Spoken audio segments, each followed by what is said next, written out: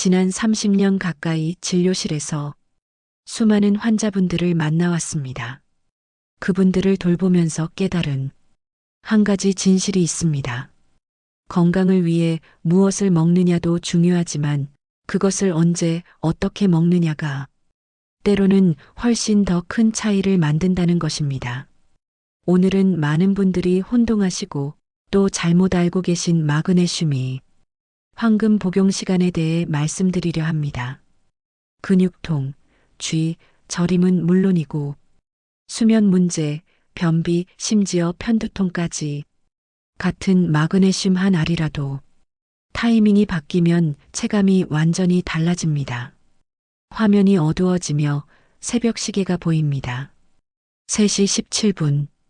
근육이 마치 돌덩이처럼 딱딱하게 뭉치며 숨이 턱 막힙니다. 혹시 자다가 이렇게 쥐가 나서 벌떡 일어나 본 적 있으십니까? 낮에는 온몸이 저리고 피곤해서 기운이 없고 밤에는 자꾸만 뒤척이며 잠을 설치고 아침에 일어나면 몸은 무겁고 어제보다 더 피곤한 것 같고 이런 날들이 반복되면 하루가 무너지고 일주일이 무너지고 결국 삶의 질 자체가 떨어지게 됩니다. 주변에서 이런 말씀 많이 들어보셨을 겁니다. 마그네슘 한번 먹어봐. 나는 그거 먹고 좋아졌어. 그래서 약국에 가서 마그네슘을 사서 드셨는데 막상 먹어보니 속만 불편하고 설사만 나거나 아니면 아무런 효과도 느껴지지 않는 경우가 많으셨을 겁니다. 왜 그럴까요? 이유는 생각보다 간단합니다. 마그네슘의 형태와 목적, 그리고 복용 타이밍이 서로 엇갈렸기 때문입니다. 마치 좋은 씨앗을 가지고 있어도 심는 시기와 방법을 틀리면 싹이 나지 않는 것과 같습니다. 지금부터 의사인 제가 실제로 환자분들께 권해드리고 또 효과를 확인한 마그네슘 복용 시간표를 자세히 알려드리겠습니다. 끝까지 보시면 여러분의 밤이 달라질 겁니다. 먼저 제가 진료실에서 직접 만난 세 분의 이야기를 들려드리겠습니다. 이분들의 경험이 여러분께도 익숙하게 느껴지실 겁니다. 사례 1. 자기 전에 먹는데도 쥐가 계속 납니다. 65세 김영숙 여사님의 이야기입니다. 김 여사님은 밤마다 종아리에 쥐가 나서 고생하셨습니다. 인터넷을 찾아보니 마그네슘이 좋다고 해서 약국에서 마그네슘 옥사이드를 사서 드시기 시작하셨습니다. 그런데 김 여사님은 많이 먹으면 더 빨리 좋아지겠지 하는 생각에 잠자기 직전에 한꺼번에 많은 양을 드셨습니다. 다음 날 아침 김 여사님이 기억하는 건 속이 불편하고 설사가 난 것뿐이었습니다. 밤에 쥐는 여전히 났고요. 진료실에 오신 김 여사님께 제가 말씀드렸습니다. 여사님께 필요한 건 용량을 늘리는 게 아니라 흡수가 잘 되는 형태로 바꾸고 복용 시간을 나누는 겁니다. 물에 잘 녹는 형태의 마그네슘으로 바꾸고 저녁 식사 직후 한 번, 그리고 잠들기 1시간에서 2시간 전에 한 번 더 나눠 드시도록 했습니다. 거기에 더해서 잠들기 전 종아리 스트레칭과 충분한 수분 섭취를 함께 설계해 드렸습니다. 2주 뒤 김 여사님은 다시 오셔서 이렇게 말씀하셨습니다.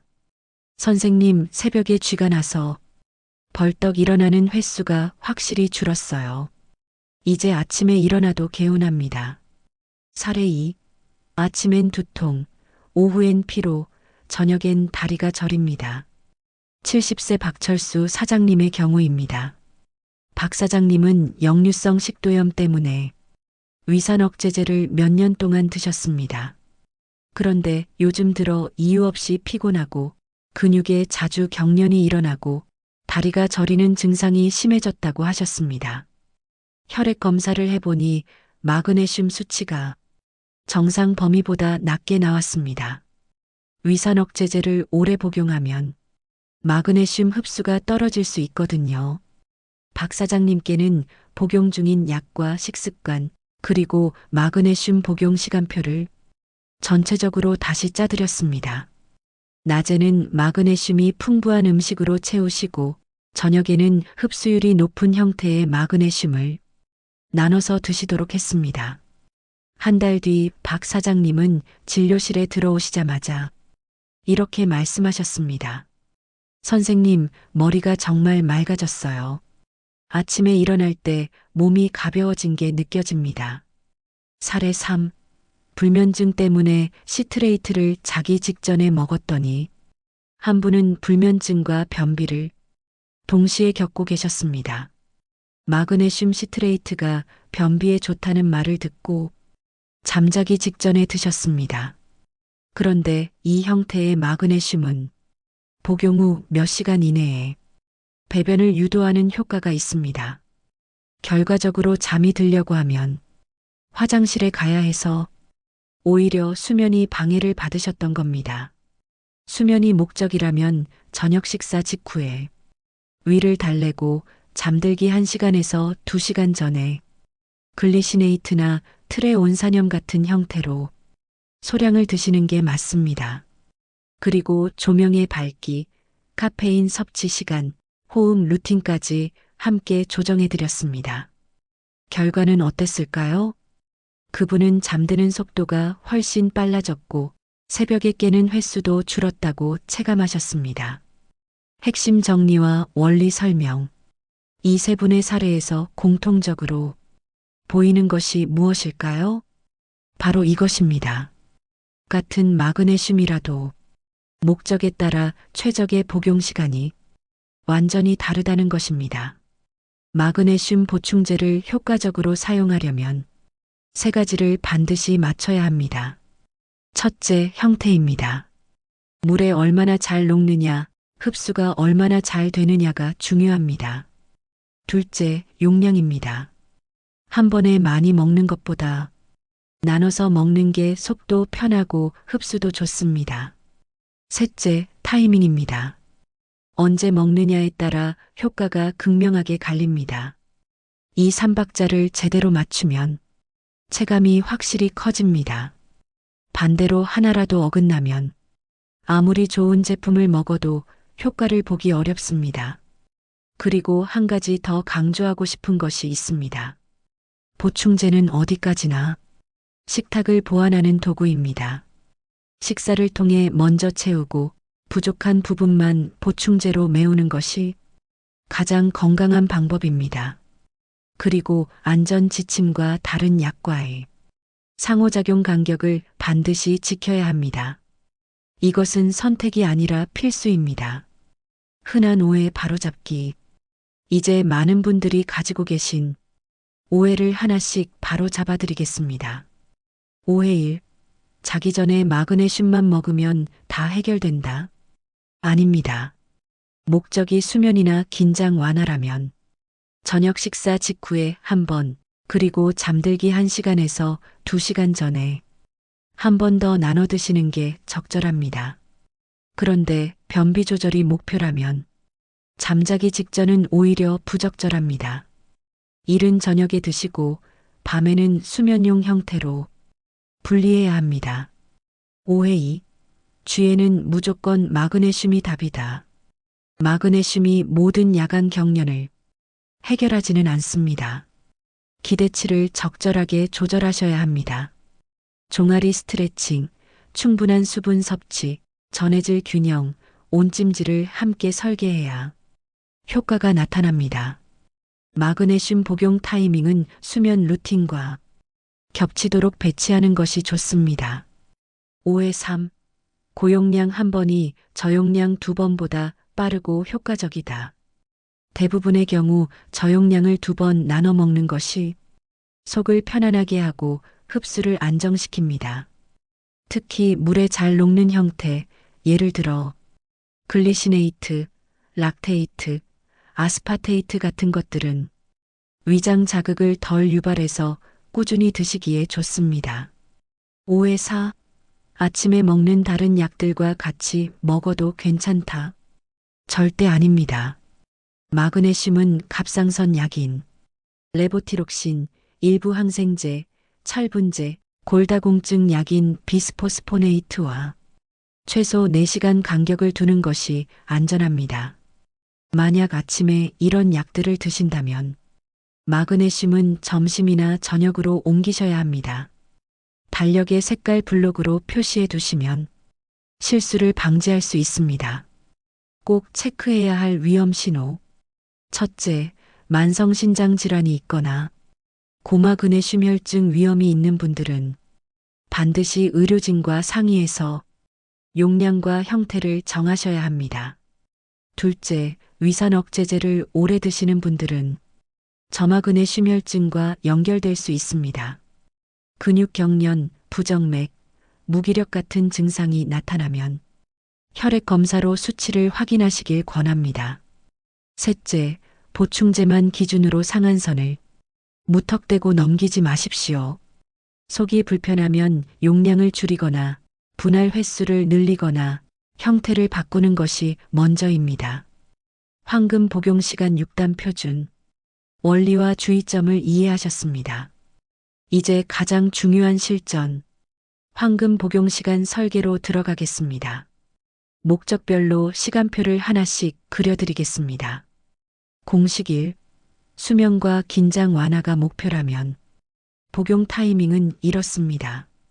저녁 식사 직후에 한 번, 그리고 잠들기 1시간에서 2시간 전에 한 번 더. 이렇게 2회 분할이 기본입니다.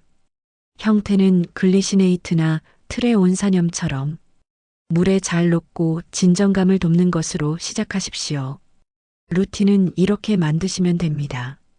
저녁 식사 후 소량으로 위장을 달래고 잠들기 90분 전에 소용량을 추가합니다. 카페인은 오후 2시 이후로는 완전히 중단하시고 잠들기 30분 전부터는 방 안의 조명을 어둡게 낮추십시오. 체감 포인트는 이것입니다. 잠들기까지 걸리는 시간이 짧아지고 새벽에 자꾸 깨는 횟수가 줄어들면 여러분의 루틴이 성공하고 있다는 신호입니다. 공식 2. 변비 조절이 목표라면 복용 타이밍은 이른 저녁입니다. 잠들기 3시간에서 5시간 전에 시트레이트 형태를 사용하십시오. 잠자기 직전은 절대 피하셔야 합니다. 방법은 이렇습니다. 물 한 잔과 함께 복용하시고 7일 이상 자가 복용은 지양하십시오. 일상적인 변비라면 식이섬유가 풍부한 음식, 충분한 수분, 그리고 가벼운 걷기를 병행하는 것이 근본적인 해결책입니다. 체감 포인트는 다음날 아침에 배변이 가볍게 이루어지고 밤잠이 깨지 않으면 적정 타이밍이라는 뜻입니다. 공식 3. 편두통 예방이 목표라면 이 경우는 매일 같은 시간을 지키는 것이 가장 중요합니다. 아침과 저녁으로 나눠 드시면 위장 부담을 줄일 수 있습니다. 형태와 용량은 부담이 적은 형태로 중등 용량을 유지하시고 만약 설사가 난다면 용량을 줄이고 분할 횟수를 늘리십시오. 루틴 팁을 드리자면 수면 시간과 수분 섭취, 카페인 섭취 루틴을 동시에 정리하면 체감이 훨씬 커집니다. 편두통은 생활 습관 전체와 연결되어 있기 때문입니다. 공식 4. 쥐와 저림 완화가 목표라면 복용 타이밍은 저녁 식사 후에서 잠들기 1시간에서 2시간 전이 무난합니다. 보조 루틴을 함께 실천하십시오. 잠들기 전에 종아리와 발가락 스트레칭을 3세트 하시고 온찜질을 10분 정도 하시고 미지근한 물 한 잔을 추가로 드십시오. 체감 포인트는 이것입니다. 쥐가 완전히 사라지지 않더라도 강도나 지속 시간이 줄어들면 여러분의 루틴이 맞아가고 있다는 증거입니다. 공식 5. 다른 약과의 상호작용을 피하는 타임블록. 기본 규칙은 이것입니다. 갑상선 약인 레보티록신, 철분제, 일부 항생제, 골다공증 약과는 최소 4시간 간격을 두십시오. 시간표 예시를 들어드리겠습니다. 아침 7시에 레보티록신을 드셨다면 점심 12시에 마그네슘 1차 복용, 저녁 8시에 마그네슘 2차 복용을 하시면 됩니다. 만약 철분제를 오후에 드신다면 마그네슘을 아침과 밤으로 좌우로 밀어내시면 됩니다. 실수를 방지하려면 약통에 색 스티커를 붙이고 휴대폰 캘린더에 반복 알람을 설정해 두십시오. 나이가 들면 깜빡하기 쉽습니다. 시스템을 만들어 두는 것이 중요합니다. 공식 6. 형태 고르기, 분할, 식사와 함께. 형태 선택은 이렇게 하십시오. 속이 예민하신 분은 글리시네이트, 락테이트, 아스파테이트부터 시작하시고 변비가 목적이면 시트레이트를 상황에 맞춰 사용하십시오. 분할은 저용량으로 2회 또는 3회가 위장 안정과 흡수 균형에 유리합니다. 식사와 함께 드시는 것이 대체로 속을 편안하게 합니다. 공복 복용은 자극을 늘릴 수 있으니 주의하십시오. 돈 버는 루틴, 음식으로 먼저 채우기. 보충제만으로는 부족합니다. 식탁에서 먼저 채우는 것이 가장 경제적이고 건강한 방법입니다. 마그네슘이 풍부한 음식 소스를 알려드리겠습니다. 호박씨, 아몬드, 캐슈넛, 땅콩 같은 견과류, 시금치, 비트잎 같은 녹색 잎채소, 두부, 검은콩 같은 콩류, 귀리, 통밀빵 같은 통곡물, 그리고 다크 초콜릿도 좋습니다. 가성비 장보기 팁을 드리겠습니다. 무가당 견과류를 소포장으로 사서 간식량을 통제하십시오. 냉동 잎채소를 사면 손질 시간이 단축됩니다. 두부와 두유로 식물성 단백질과 마그네슘을 동시에 보강하십시오. 낮 루틴도 중요합니다.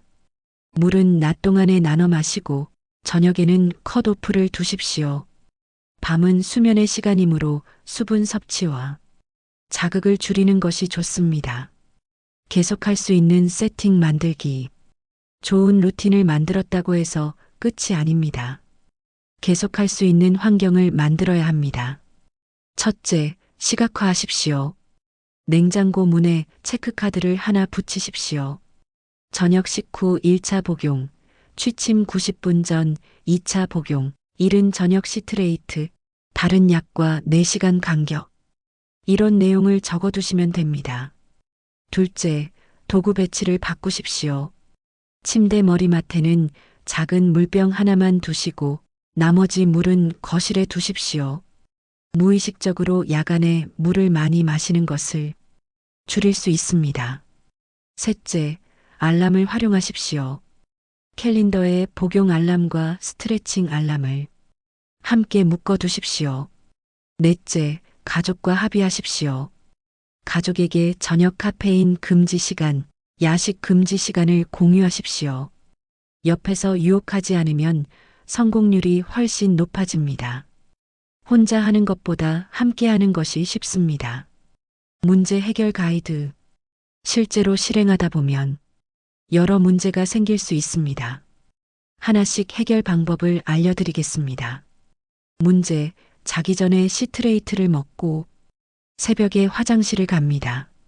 수정 방법은 시트레이트를 이른 저녁으로 당기고 수면 목적으로는 글리시네이트를 취침 90분 전에 분리해서 드시면 됩니다. 문제, 설사가 납니다. 수정 방법은 용량을 절반으로 줄이고 분할 횟수를 늘리십시오. 형태를 용해도 높은 것으로 바꾸시고 식후로 복용 시간을 옮기십시오. 문제, 아침에 먹는 갑상선 약과 자꾸 같이 먹게 됩니다. 수정 방법은 마그네슘을 점심과 밤으로 옮기시고 약통의 파란 스티커는 마그네슘, 노란 스티커는 아침약으로 색을 나눠 붙여두십시오. 문제, 쥐가 줄지 않습니다. 수정 방법은 스트레칭, 수분, 전해질을 루틴에 추가하시고 취침 전 종아리 스트레칭 3세트를 매일 고정하십시오. 잠자리에서 담요 끝으로 발가락을 젖혀 종아리 근육을 길게 늘리는 동작을 해보십시오. 문제, 밤에 자꾸 깨서 또 먹게 됩니다.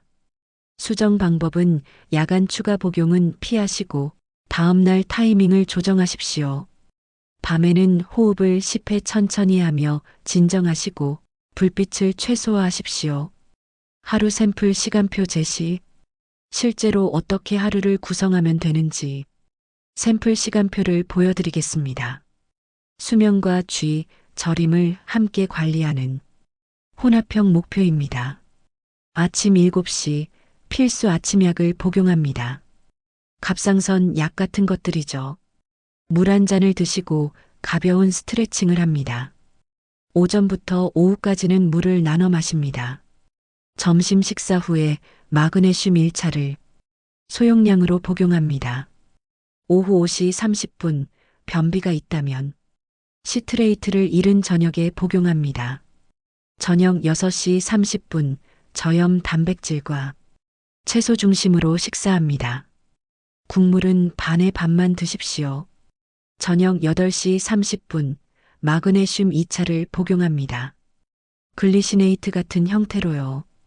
그리고 온찜질 10분, 종아리 스트레칭 3세트를 실천합니다. 밤 9시 30분 방안의 조도를 낮추고 휴대폰을 멀리 치우고 천천히 호흡을 10회 합니다. 밤 10시 잠자리에 듭니다. 이런 리듬이 몸에 익으면 자연스럽게 수면의 질이 올라갑니다. 좋은 습관은 몸의 감각으로 기억됩니다. 약통에서 알약이 부드럽게 굴러나오는 딸깍 소리, 컵에 물이 닿는 맑은 음색, 종아리 근육을 길게 늘릴 때 느껴지는 당김이 서서히 풀리는 그 감각. 이런 것들이 여러분의 뇌에 신호를 보냅니다. 아, 이제 저녁이구나. 곧 잠잘 시간이구나. 잠들기 전 스탠드 조명이 한 단계씩 내려가며 화면이 따뜻한 호박빛으로 변합니다. 여러분의 뇌가 이제 밤임을 자연스럽게 인식하도록 시각과 청각, 촉각의 신호를 맞추는 것입니다. 이런 작은 의식들이 쌓이면 몸이 알아서 반응하기 시작합니다. 억지로 하는 것이 아니라 자연스럽게 흘러가는 루틴이 됩니다. 처음에 말씀드렸던 김영숙 여사님을 기억하십니까? 김 여사님은 형태와 분할, 그리고 타이밍을 바꾸셨습니다. 고용량 1번에서 소용량 2번으로 무작정 취침 직전에서 저녁 식후와 취침 90분 전으로 옮기셨습니다. 박철수 사장님은 어떠셨습니까? 장기 위산 억제제 복용을 점검하시고 낮에는 음식으로 마그네슘을 채우고 밤에는 흡수도 높은 형태로 정리하셨습니다. 두 분 모두 설사 없이 쥐의 강도와 빈도가 줄었고 잠드는 시간이 짧아졌습니다. 같은 마그네슘 한 알이라도 언제 먹느냐가 바뀌면 체감이 이렇게 달라집니다. 여러분도 할 수 있습니다. 거창한 변화가 필요한 게 아닙니다. 오늘 저녁부터 딱 한 가지만 바꿔보십시오. 마그네슘을 취침 직전이 아니라 저녁 식사 직후로 옮겨보십시오. 그것만으로도 달라지는 것을 느끼실 겁니다. 핵심 요약 정리. 긴 내용을 들으시느라 수고하셨습니다. 핵심만 다시 한번 정리해 드리겠습니다.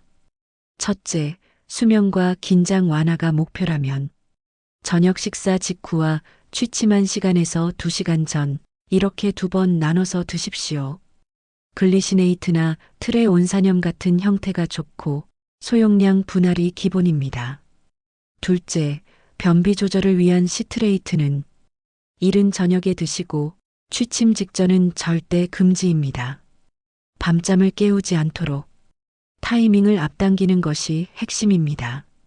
셋째, 편두통 예방이 목표라면 매일 같은 시간에 식후로 나눠서 드시고 수면과 수분, 카페인 섭취 같은 생활 루틴을 동시에 정비하셔야 체감을 키울 수 있습니다.